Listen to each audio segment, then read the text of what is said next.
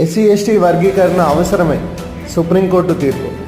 So నిన్న supreme court SC ST రిజర్వేషన్ల మీద ఎంఆర్పిఎస్ దాఖలు చేసిన పిటిషన్ను సంచలన తీర్పు అయితే ప్రకటించింది.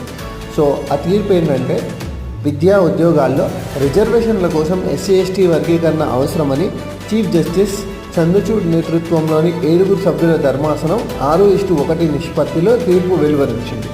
దీనివల్ల ఎస్సీ ఎస్టీలోని వెనుకబడిన కులాలకు లబ్ధి జరుగుతుందని అభిప్రాయపడింది. ఇదివరకు 15% ఎస్సీ ఎస్టీలకి రిజర్వేషన్ ఉంటే 15% అమలయ్యేది. కానీ ఇప్పుడు తీసుకొచ్చిన కొత్త చట్టం వల్ల దీంట్లో ఎస్సీ ఎస్టీలో కూడా వర్గీకరణ ఉంటుందన్నమాట. సో ఏబిసిడి అని జనాభా ప్రాతిపదికన ఎవరికి ఉంటే వాళ్ళకి జాబులు రావడానికి ఆస్కారం ఉంటుంది. సో అందుకని చెప్పి ఇది ఎంఆర్పిఎస్ 30 ఏళ్ళ నుంచి పోరాటం చేస్తుంది అనమాట. ఇప్పుడు గెలిచింది.